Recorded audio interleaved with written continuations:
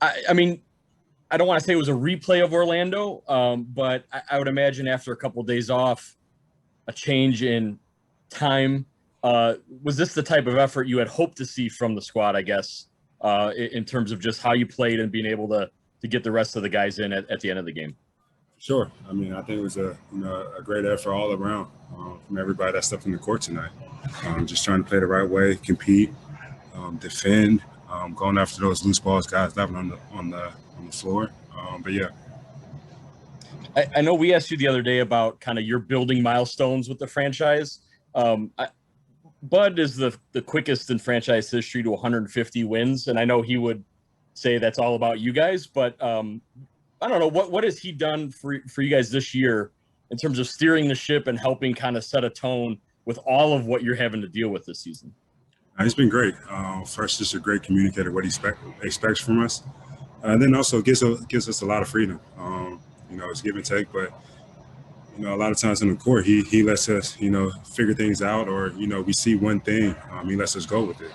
I mean, as a coach, as a player, that's what you want from a coach, for that guy to trust, what guys see on the court, and allow guys to play through, sometimes rough stretches, or sometimes know, when to get after guys or put arm around guys. I think he's done a great job. Thank you. Eric, name? You guys had PJ for a little bit, and then he was hurt, and now he's back. Just kind of what have you got to know about him in the last month? Obviously, you compete against him a number of times, but just like kind of what have you got to know about like PJ the person and kind of what he's going to bring to this team? He's a great guy. First off, I think everybody knows that. Then, a competitor, which is obvious, but also just a guy that knows the game, sees the small things, especially on the defensive side. Then, obviously, he's trying to figure it out for us, the spacing, where to move and, what to do and whatnot. But he's just a guy that's going to bring a lot of intensity on the court. He already brings it in the locker room for us, even when he's not playing. So we can't wait till he's back full strength and able to be out there for long stretches for us.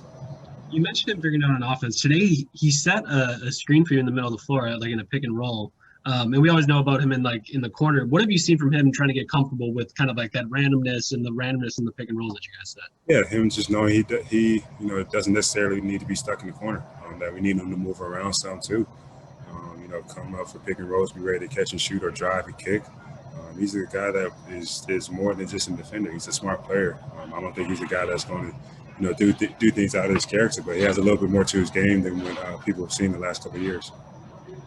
Pat is in the shooting contest with you all the time, and he's stroking it this year. Just what have you seen from him from like a confidence perspective? He kind of went through like that little mini slump for a couple games, and now he's right back to shooting. Just what have you seen from him this year? Said confidence, knowing that the work that he's put in, it's going to pay off. I mean, shooters, every player, we go through slumps at some short, but you have to stay with it. Just following all the work that you put in the off season and continue to put it in during the season. You could definitely see that with him. All right, thanks, Khris.